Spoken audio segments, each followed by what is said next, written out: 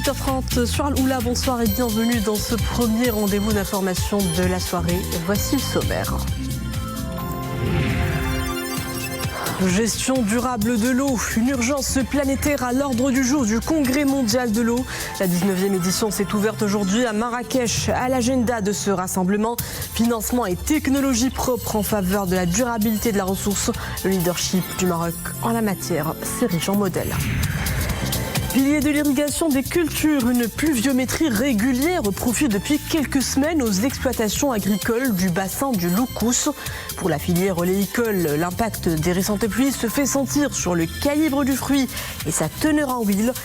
Qualité et rendement sont au rendez-vous.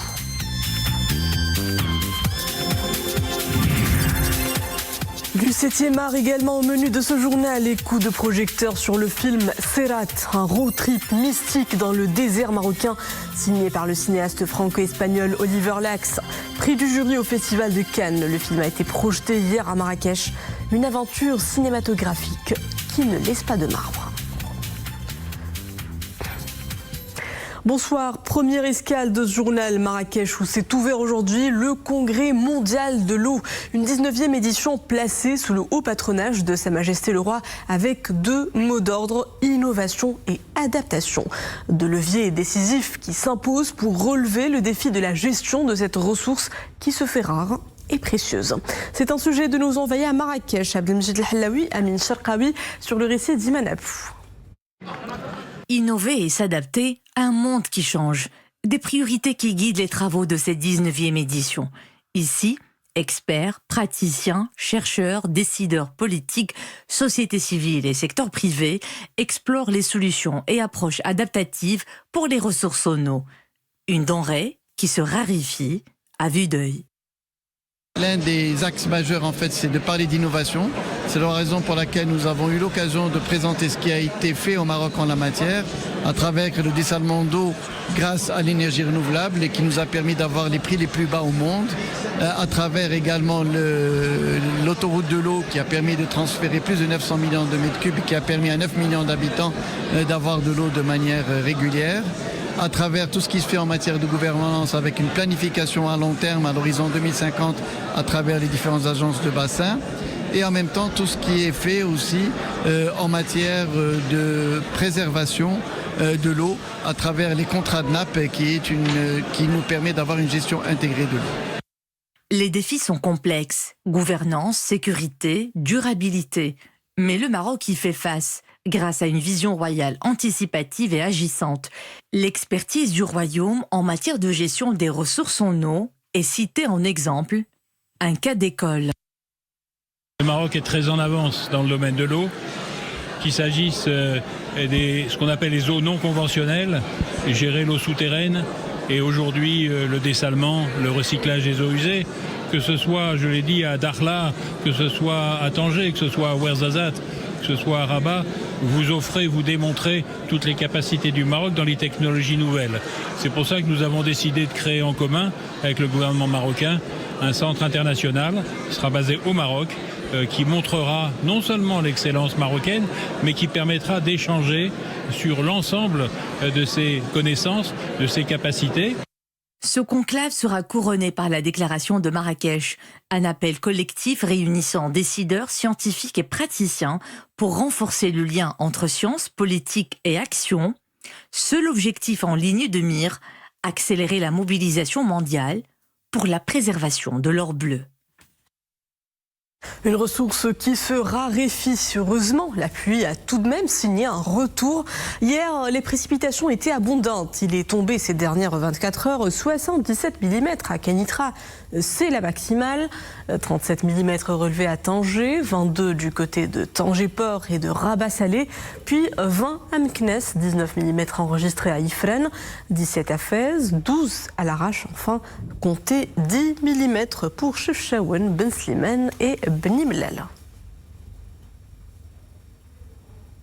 Avant-goût hivernal avec cet épisode neigeux en cours depuis quelques jours sur les hauteurs du Moyen Atlas et du Rif.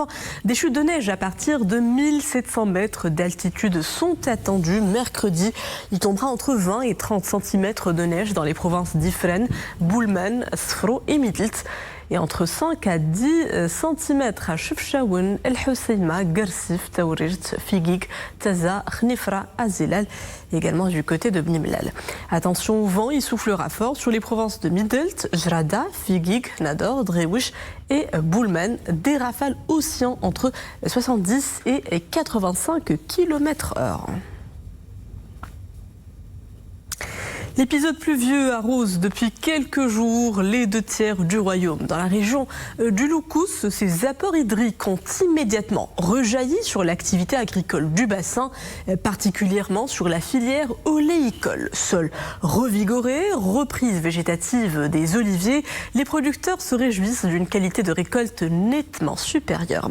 Anissa Boumhadi, Adnel Haras avec Boubkar Bnabrit.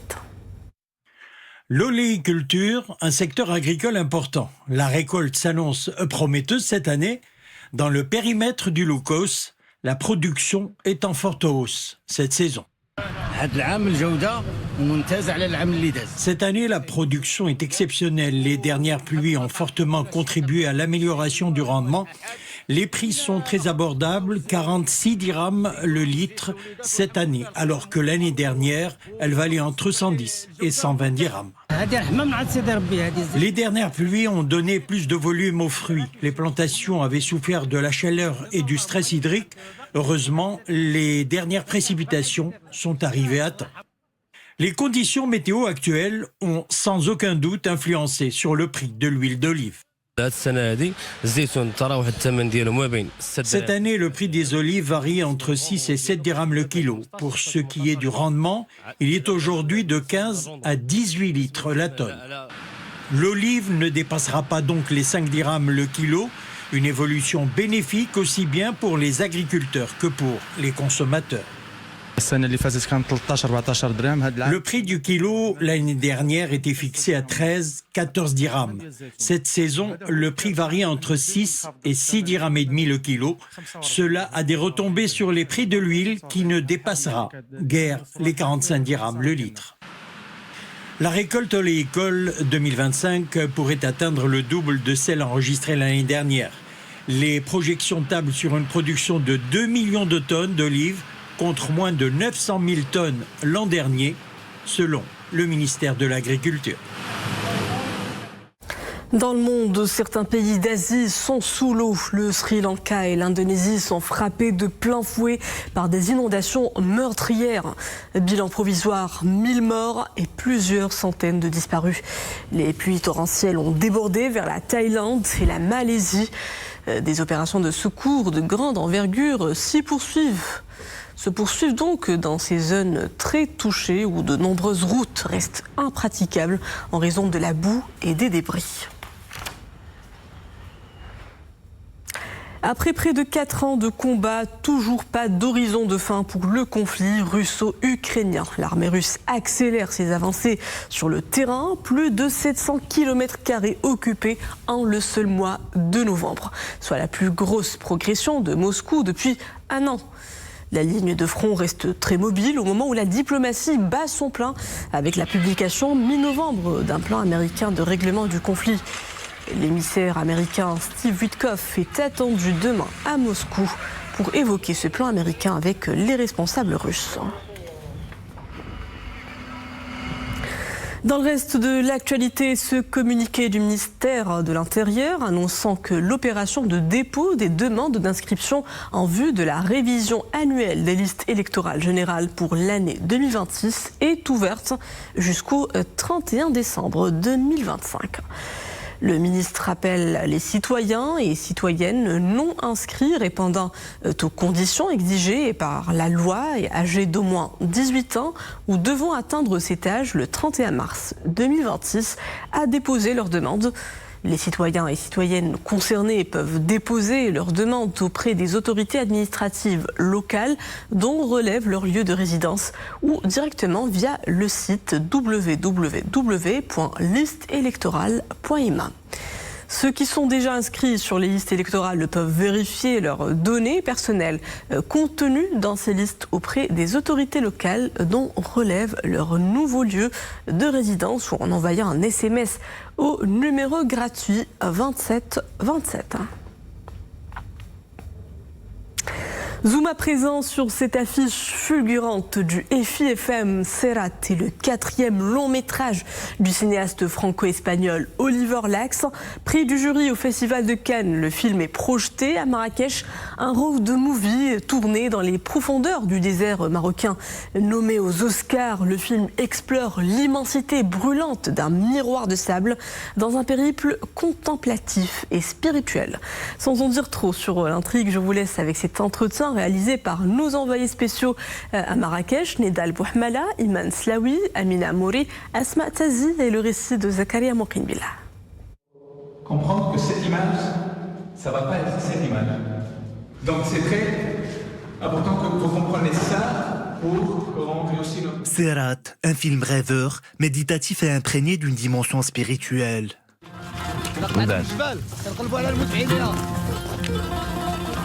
Dans le film d'Oliver Lax, des personnages invisibles sont mis au devant de la scène. Le réalisateur nous rappelle qu'une autre vision du monde peut s'offrir chaque fois au spectateur.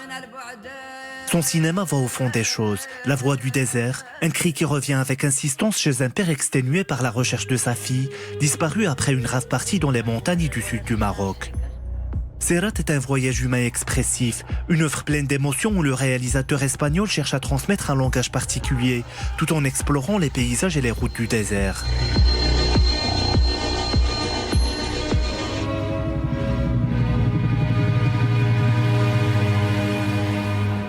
Bueno, yo he vivido casi 10 años aquí, entonces es un país. J'ai passé 10 ans dans votre formidable pays. Ici, je sens que je suis chez moi. J'ai appris beaucoup de choses telles que la nature intérieure et l'essence des choses pour que la vision soit claire. Cela est très important, car l'interprétation du film varie selon les spectateurs. D'autant plus que l'horizon de l'attente est accentué d'une façon particulière. Je considère ce film comme un miroir à travers lequel chacun peut se voir. Dans le désert, le voyage devient une épopée métaphysique, une quête de transformation, explorant des thèmes existentiels, ainsi que les limites physiques et spirituelles des personnages face à l'immensité du Sahara. Es que el mundo es un personaje, es que allí donde mires, todo está. L'environnement est un personnage à part entière. Je considère le Sahara comme un espace vivant de l'imaginaire cinématographique. Le film Serrat parle d'un monde en mouvement où les événements se croisent. Et ce n'est pas pour rien que l'intitulé choisi pour le film est Serrat, un vocable qui renvoie au chemin et à la voie spirituelle que tout un chacun peut emprunter. Résultat, un voyage cinématographique sensoriel, caractérisé par une ambiance hypnotique et de transe qui dépasse les clichés habituels en termes d'image et de narration.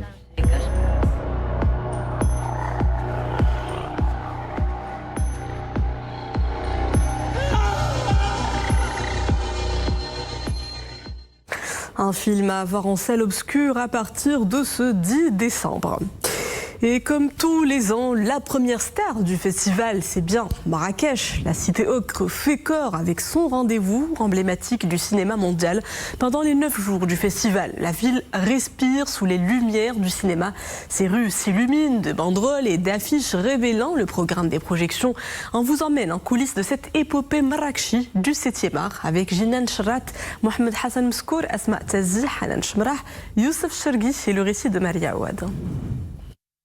Dans les allées qui bordent le palais des congrès, transformé pour l'occasion en temple du cinéma, on croise des festivaliers, des acteurs, des réalisateurs qui discutent et parfois même quelques stars américaines sortant d'une salle de projection.